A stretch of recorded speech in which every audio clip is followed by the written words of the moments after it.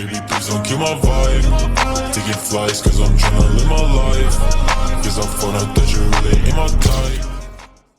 Storytime. I became a stepmom at 22 and my stepkids hate me. So a little background information. I was 22 and working at Hooters, and I had this one regular who literally came in every single day that I worked. I mean, it wasn't really creepy because I did give him my schedule because he tipped really well, but that's besides the point. The one night he asked me out, and obviously I knew that he was going to pay for our dinner, so I said yes because I was hungry and I did not want to pay for food. So anyways, I go on this date and I actually end up really liking him just to find out that he is 40 years old. Fast forward a few months, we start dating, and he realizes that I still live at home with my mom and dad. So he's like, oh, like, you can move in with me, but first you need to meet my kids. And I, thought that his kids were going to be, 2 and 3 years old. No, when I went over to dinner the one night at their house, there were 4 kids who were literally all above the age 13. And every single one of the girls gave me a death stare as I sat down in my chair. Part 2 about how I became a stepmom at 22 and my stepkids hate me. So like I said, we're all sitting down in the dining room and there's 4 kids. There's 1 boy, 3 girls. The 1 boy is 14 and all the other girls are 15, 16, and 19. And we're going to call my boyfriend James. James is like, okay, well, I'm going to go back to the kitchen and finish cooking. You guys should bond a little bit. So he leaves me alone with these little roaches, and they just start firing shots at me. They're like, you're a gold digger, aren't you? Don't worry, my dad will never marry you, so you're not going to get any of his money. So after that, I told James that they need to warm up to me a little bit more before I move in. So for the next month, we would try to plan things with the kids. But anytime that I was going to be there, every single one of them would be like, we're not going, we hate her. Eventually, James just kind of said it and he asked me to marry him. So I moved in and then a week later we got married. His kids didn't show up to the wedding and James had to go on a work trip. So I was moving some of my stuff into the house from the car and the kids locked me out of the house. This has all been within the span of 5 months. What should I do?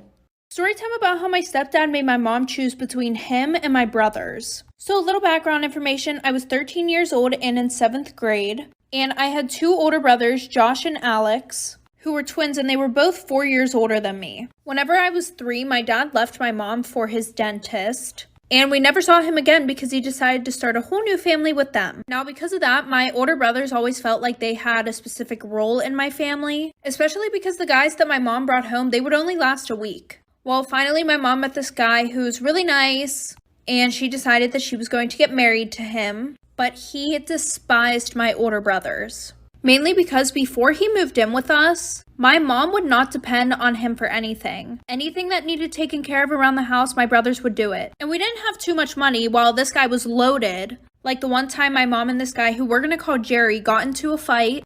Part 2 about how my stepdad made my mom choose between him or my brothers. So like I said, my mom and Jerry got into this one fight, and it's a super long story, but pretty much all it made Jerry realize was that he did not have authority over my mother, and she didn't have to depend on him for anything because my brothers would always be there for her. Now, Alex was more of the shy one. Meanwhile, Josh was super hot-headed and didn't deal with anybody's bullshit. And fast forward, my mom and Jerry move in together. That's when we realized that Jerry was super abusive. And Jerry knew that he could pick on Alex whenever he wanted because he wasn't going to do shit. And most of the time, Josh wasn't home because he literally hated Jerry. The one time Alex came home and he did really bad on this one test. And Jerry was like, oh, he needs to learn discipline, blah, blah, blah. The next day, we all were sitting down for breakfast and we saw Alex come downstairs with a black eye. And that's whenever Josh flipped the out. He grabbed Jerry, ripped him across the table, and threatened him with a kitchen knife. And my mom called the cops.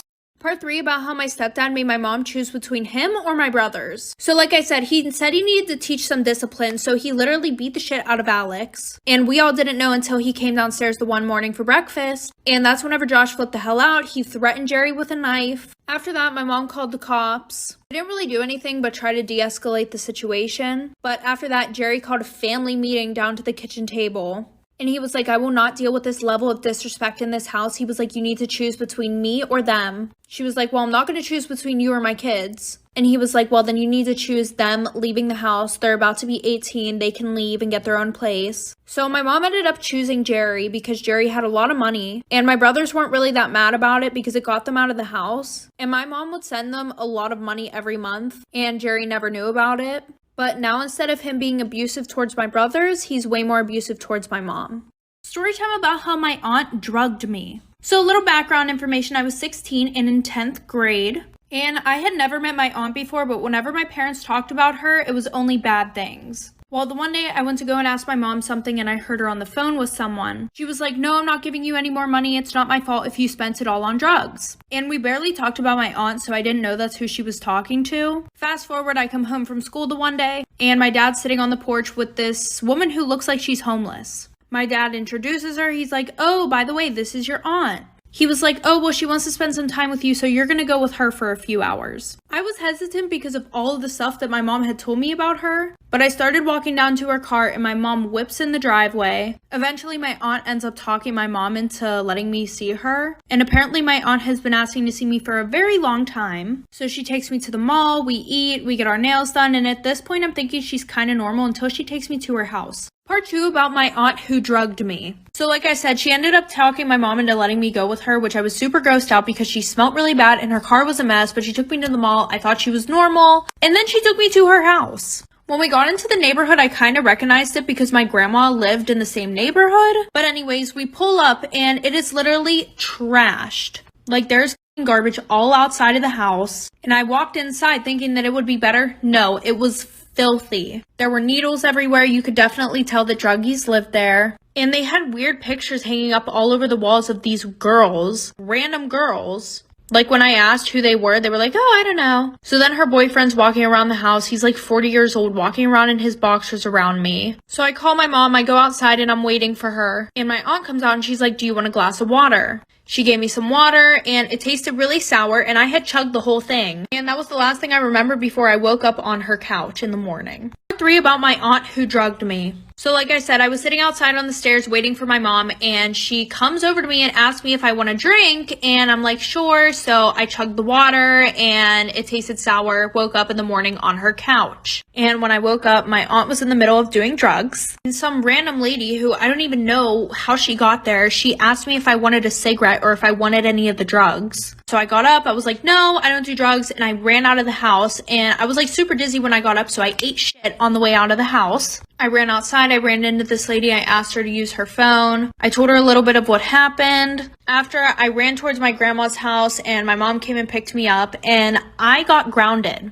for 3 months because my aunt drugged me and my mom let me go with my aunt. Story time about how my boyfriend cheated on me with his best friend's sister. So a little background information, I was 15 and in 9th grade and we're gonna call my boyfriend Alex. Alex and I had been together for 6 months, and at the beginning of our relationship, his best friend, who we're gonna call Caleb, him and I literally despised each other. But Alex would always want all 3 of us to hang out, so we decided that we had to get along. So we decided to keep it civil only when we were with Alex. Well, fast forward, all of a sudden, Caleb's grown-ass sister starts hanging out with Caleb and Alex 24/7. And it was weird because she was like a senior hanging out with a freshman. But I didn't think anything of it at first. Well, then out of nowhere, while I was at school, like a week later, Alex says that him and I need to have a talk. So we start walking away from Caleb, and as we're walking away, Caleb looks at me and gives me like this good luck look. Then he told me that he wanted us to take a break. Part 2 about how my boyfriend cheated on me with his best friend's sister. So like I said, he tells me that we need to talk, and then he goes, I think we should take a break. Like, what do you mean take a break? Well, funny thing, throughout this whole break, he was still being touchy with me, still acting like we were in a whole ass relationship. And the whole time I was acting like I was fine, so that way I didn't want him to feel bad for me and felt like he had to get back together with me. And he was acting like nothing happened. Like I said, it was getting to the point where all my friends had started asking if him and I were back together. And I had to be like, no, we're not back together yet. Well, then Friday rolls around, aka 2 weeks later,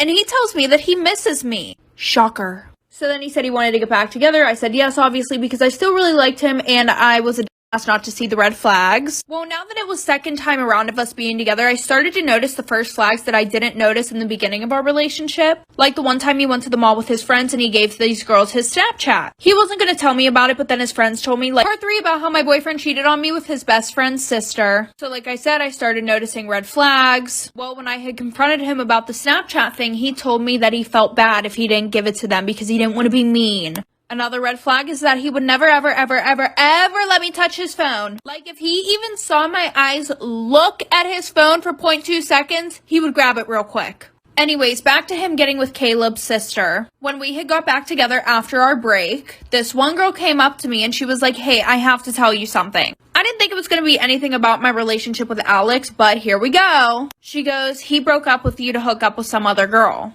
So obviously I'm fuming. I go up to him and I'm like, did you break up with me to go and hook up with another girl? He goes, that's in the past. Why are you mad about it? Like, we were broken up. Clearly he thought it was okay just to break up whenever you want to go do shit with someone else. Apparently she said that they could do stuff if we broke up, but I ended up finding out that she does this to all of her little brother's friends. Story time about the girl who used me to get with my guy best friend. So a little background information. I was 15 and in 9th grade. Well, at the end of summer, right before school started, this girl named Liv added me on Snapchat. And I had seen her all around school. She was very popular and a little bit stuck up. But I added her back and then I got a call on Snapchat from her. I answer very awkwardly and I'm like, hi. And then she was like, oh, I've seen you in a lot of this guy's pictures. Are you guys like best friends? And I'm like, yeah, sort of. And she goes, have you ever thought about dating him? It was just an extremely weird out of nowhere conversation. Anyway, so fast forward 2 weeks, I walk in the first day of school with my best friend Tommy, and Tommy and I have like every single class together. For some reason, Liv thought that we were friends and she would come and go as she pleased. Like Tommy and I would be standing at my locker, she would come over. Anyways, fast forward to chemistry. She walks in the class, winks at Tommy. Part 2 about the girl who used me to get with my guy best friend. So like I said, we were in chemistry, she walks in and she winks at Tommy. And I look over real quick and I realize that her nails were vermilion. That's Tommy's favorite color. And by the way, like I said before, I did not know this girl at all. We had never hung out. She never talked to me before this. Not to mention, anytime that her and I talked, she would only talk about Tommy. Fast forward a couple days, we're in chemistry, and somehow she got her assigned seat next to me. And she was like, hey, do you want to study for the chemistry test together? And I was kind of excited because I thought that I had a new best friend. So I said, yeah. Later on, she comes to my house. I never told her an address or anything like that, so I was very creeped out about how she knew my address. We studied for the test, and she goes, hey, do you want to hang out with Tommy and a few other guys tomorrow? Well, tomorrow was the day that I was going out of town. So she goes, okay, maybe next week. After being out of town, I came back on a Saturday, and the next day I get a text from Tommy. Part 3 about the girl who used me to get with my guy best friend. So like I said, she asked me if I wanted to hang out with Tommy and a few other guys. I told her that I was going out of town. When I got back from out of town, the next day I get a text from Tommy. He was flipping out on me. He said that I was talking shit about him to Liv. And apparently I said that I was happy that his mother died.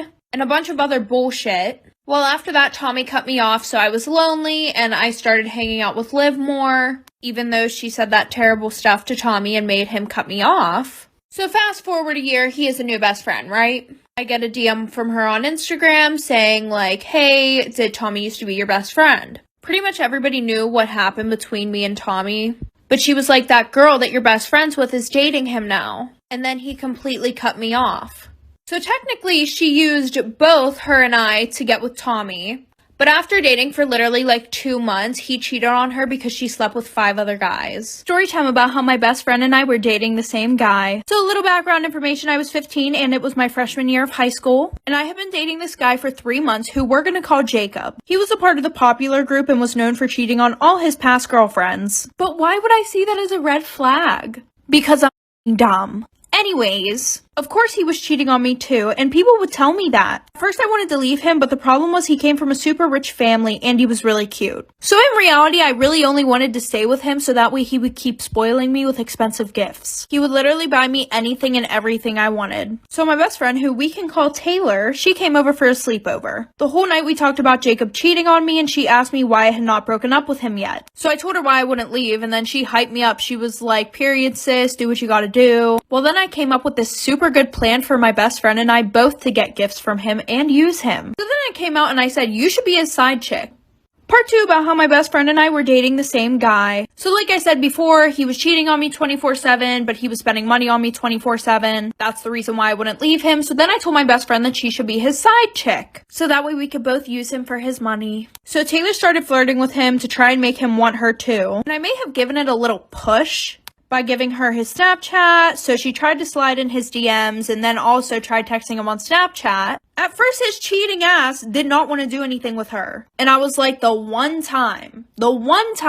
Anyways, He was like, I'm with your best friend right now. I don't think we should do this. But of course, like all boys who cheat, he ended up meeting up with her. And they started sneaking around. Meanwhile, I knew all the tea. Taylor was telling me everything. Taylor started getting things from him 24/7 and he looked so stupid. Well, then we decided to him one more time. Story time about how my best friend and I were dating the same guy at the same time. So like I said, she was sneaking around with him. Meanwhile, she was telling me everything. He was buying her gifts, he was buying me gifts, so everything was perfect. But we had one little trick left up our sleeves. We decided that we would both make a wish list and put everything that we wanted on there. And at the end of the month, we would have a sleepover, bring everything that we got. Well, on the night of the sleepover, we brought everything, and let me tell you, this filled up my king-size bed. There was stuff all on the floor. So what did I do? I took a video of it, and I uploaded it to Instagram, tagging him and his friends, and wrote a long-ass caption, basically saying, if you cross me, this is what will happen. You'll get played. He was so embarrassed, his friends and everyone at school basically laughed at his dumb ass. Well, he ended up telling his mommy about it, and they came and talked to my parents, and they pretty much just told them to get over it, like your son did what he did willingly. She didn't do anything wrong. She meaning me. My dad was kind of mad at me, but my mom was super impressed about it, and we laugh about it all the time.